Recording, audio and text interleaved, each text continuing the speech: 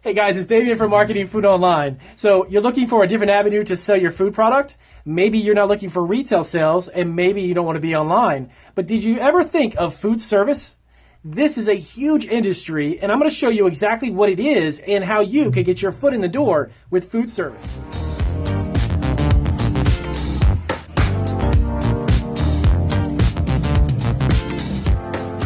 Hey guys, it's Damien back from Marketing Food Online. So as I mentioned in my intro, a food service business. So what is food service business and how do you actually do business with them? Well, food services are anywhere from a distributor of food products for hospitality, for hospitals, hotels, restaurants, schools, universities. If you've ever been to a cafeteria or some type of food establishment, most likely they get their food product ingredients from a food supplier from food service, okay? And now there are several really huge national chains that handle very large accounts, Cisco Systems and a handful of others. But there are some local ways you can actually get started around your community within even a 20 or 30 mile radius of where you are. And those are going to be places like independently owned restaurants, could be potentially some private schools, smaller hospitals and hotels that would love to do business with local businesses. Not everybody buys from a food service vendor that is a national distributor, okay? So in this video, I'm going to cover right behind me 5 tips that'll show you just exactly how to get your foot in the door. And you might want to think about going this route as opposed to selling to retailers or even being online. It's just another tip that I'm going to give you to show you exactly what I mean about there are a million different ways to get your food product out there. Okay, so for starting out with, what I want to go over is the type of packaging and some of the more easier ways to sell a food product compared to the retail store shelf, or if it happens to be online, or maybe it's on an Amazon or an eBay. There are a lot of different avenues to get a food product made and sold, and you can still make money at it without having to be in those avenues, okay? So for starters, the best part is when it comes to food service, the quantity of the food product or the ingredient, let's say, the quantity is a much larger packaging, and it's not as stringent on making the label or the packaging eye appealing for the customer or the consumer. You don't have to stand out on the shelf. Traditionally, these packages are just very large, either in containers, bags, could be in plastic tubs, could be in any type of container. But the labeling is very basic, giving the ingredients, where it's produced, even potentially an image or a photo of the product that's on there. And in all, that's about all you would need on the label. It's super, super simple compared to trying to create an eye appeal, a package that has eye appeal, that has a real fancy label, maybe it has a different coloring. So you don't have to spend a lot of money on research and development for the type of packaging you want to use. Now, there's 2 main avenues, 2 main ways that you can actually get a local distribution of your product into restaurants, or if it happens to be a local hotel or like a bed and breakfast. Number 1, it's going to be a direct sale. Now, you could go directly to the owner of the company, owner of the restaurant, or the buyer or the manager, whoever's in charge of basically bringing in ingredients. That's the person you want to meet with. When you're starting very small and you're starting local, it's also a good thing for you to experience the interaction between the different aspects of food service and building a business based around food service instead of retail. It's a great way to get experience and kind of get your feet wet in a sense, right? So what you want to do is you want to meet with these buyers, these managers, and it could be independently owned. Traditionally, if you're looking at a nationwide chain like a TGI Fridays, a Chili's, or a Ruby Tuesdays, they go through food service, so they don't normally at the store level buy food ingredients locally from vendors, but they'll refer you to a food service company, and then you would go through the food service company, and then the restaurant would buy. But there is a ton of independently owned hotels and bed and breakfasts, restaurants, cafes, coffee shops, and all of those, they need ingredients. They need products. And if you produce a product that would appeal to them, there's a good likelihood that you can actually start locally. Now, the other good side to this is that by starting locally and kind of getting out there and hustling and getting your product in a handful of restaurants, cafes, then what you can do is you can approach the second part of that is getting into a food service distributor, okay? when you go to them and you say, look, hey, John, you're the food service distributor manager. Just so that you know, I started my company from scratch. I'm now out there in several restaurants, cafes. I got my product going. That looks a lot better, and it's more appealing to John from food service distributor when they want to take on a new product, okay? Because then you already have something behind you that's saying, look, I've already been out there. The local market loves my product. Let's see if it's something that your national chain could do. And then from there, you can scale it to then begin to sell your product nationwide and possibly even to some of these huge, huge restaurant chains, hospitals, hotels. It just goes on and on.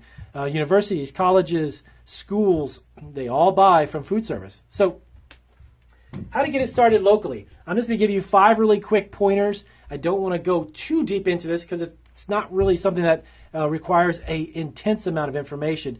But the gist of it is in these 5 steps. So visit your local food service business, kind of like what I just mentioned.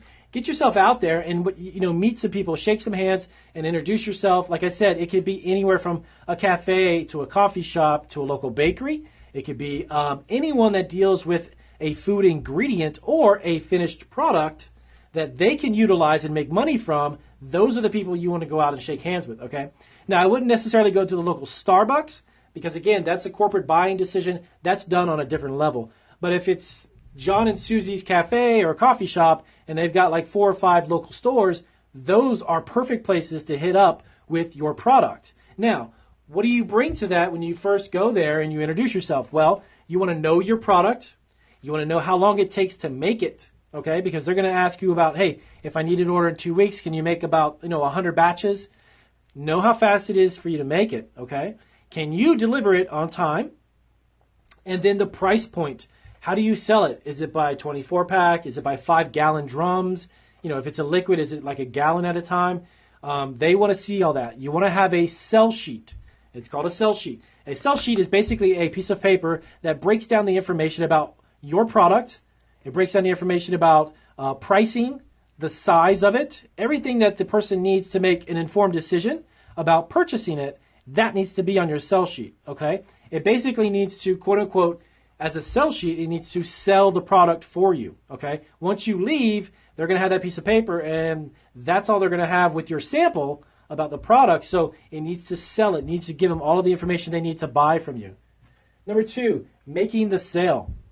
Pretty much what I just mentioned about making the sale. You got to give the information. Be very informative. Don't take an hour of their time, but make it short and sweet and to the point, and let them know, hey, this is what I make. I make it here in a commercial kitchen. It's available for sale. This is the package size. It would go great with your product lineup. You got to pitch it. Now, with that being said, if you haven't frequented the place that you're soliciting, you need to go there and see if obviously your product fits. If it's a coffee shop that sells bagels and donuts and baked goods and you make spaghetti sauce, obviously you don't want to sell spaghetti sauce to a coffee shop. So you want to make sure that the product fits within the products they offer, okay? Delivery of the product, number 3. So once they know that they like the product and they place an order and they want to get the ball rolling, you make sure that you deliver it on the day that you promised to deliver it. That builds trust between you and the buyer and the manager or whoever it is that's making that decision. And it also tells them that, hey, if we need something in a rush or something, this guy is always there. He delivers on time. He always says he'll be here every Thursday. The guy's here at 9 o'clock in the morning Thursday. Fantastic way to build up trust and a reputation, okay? So deliver it. Be there when you're supposed to be there. Invoicing, net 30 terms. Okay, if you're not familiar with this term, I'll explain to you what that is. A lot of companies will issue or give or grant other companies who buy stuff from them a what's called net 30, okay? Net 30 means that the invoice will be paid within a 30-day period. You don't drop the product and then take a check. You drop the product and say, look, I'll be happy to offer you net 30 terms. It's called net 30 terms. And the terms state that in 30 days, I'll come back and you give me a check. Now, some of you may be thinking that may scare you off of it. That's not meant to be scared, and you don't have to do this. But if you want to build that, and if you have the financial ability to do that, the only drawback in a sense is when you create the product, you're giving that to the customer before you get paid or reimbursed for it. So let's say it cost you $200 to produce his order. Well, you're not going to get that money back, okay, in 30 days, okay? So if it was January 1st, you're going to be there February 1st to say, look, where's my check? That's what net 30 is, okay? You're giving them a 30-day window to sell your product, and then you come back and you can collect it. Now, I'm not saying you have to do that, but it's something that you can do, and if you do, it also really does build up a huge amount of trust and it creates a great bond and a great relationship with that retailer or whoever it is that's buying from you. So keep that in mind. You don't have to do it again, but like I said, but it's a really good thing to do if you can financially do it. Manage your accounts. Okay, so you've got the business, now you've got the orders, and let's say you have 10 stores. They're all different places. One's a cafe, one's a grocery store or something, or one's a restaurant, one's a hospital, okay? So you want to maintain a relationship with them. Follow up with them, not every day, but maybe every 2 weeks, okay? That's twice a month. Follow up with your customers. Say, hey, you know what? Is there anything you need? I could come down. Do you need extra, 100 bags of this or 10 bags of that? Follow up with those accounts that you've established because it's creating that relationship. And one of the most important aspects of any business is obviously the relationship you have. It's not the service or the product. It's going to be your relationship. And then from there, the service and product is secondary, believe it or not. At least I'm going to give you my own experience that every customer who buys a product from us, I want to build a relationship with every single one because I want them to come back and you want them to buy from you again. Making a sale once, that's great. Making this sale every single month or every 6 months or however frequent it may be, that's even better. And that's what you need to shoot for. So visit, solicit, and collect. So you want to visit them. Hey, if you don't want to call them, every 2 weeks swing by. You know what? If it's a coffee shop, buy a cup of coffee from them. Sit down and say, hey, you know what? Just talk with the manager. Say, how's it going with the new product? I'm so excited to be here, be inside of your store. I'm glad that it's something I can make locally and get to you really quick. So build up that relationship with them. It doesn't hurt. It's going to cost you, a cup of coffee or it's going to cost you a bagel or something. Go down and shake hands, meet people, keep that relationship going and going, okay? It's also a great time to solicit another order. So if you sit down and the guy says, look, wow, your product is so great. We've blown through it. We've sold all of it, that's great. So get another order. Say, look, can I put another order? Maybe a smaller one, maybe it's just one to hold them over till next month and then a big one comes. Anyways, you want to collect an order, and then you also want to collect your monies at the end of the net 30 if that's what you're doing. If you want to do it where you're dropping the product and then get a check, that's fine too. Nothing wrong with that. Just keep in mind that the most important factor is building a relationship with your future business buyers and these companies because they will come back over and over. So not to take up too much time, but I wanted you guys to check out this avenue because this is something that's totally unique and different unto the things that we've discussed before about being online or retail stores or wholesale. Food service is a gigantic, it's like billions and billions of dollars. The industry itself is gigantic and it's a constant flow. Like I said, it's hospitals, it's hotels, it's an enormous amount of outlets who could potentially be buying what kind of product. Okay, so you're probably saying, what kind of a product could be in a food service? Everything that you can imagine in a larger quantity is what food service is about. Everything from gigantic cans of corn to marinades and barbecue sauces, spice mixes, candy even. Even if it's a retail store, hospitals have these gift shops, for instance. All these gift shops carry a lot of snacks and candies. If you make a candy and you could put it into a small bag and you could sell them 100 bags a month, well, that hospital may have multiple outlets, and if they do, well, then you can sell hundreds and hundreds of bags of candy directly through a food service. So that's a really quick tip. I do hope that it gives you some creative juices flowing and you can understand some other avenues for your food product. And if, as always, this helped you out, do give me a big thumbs up. And if you have any friends or family who could benefit from my channel, let them know about it. And I'll see you guys on the next video.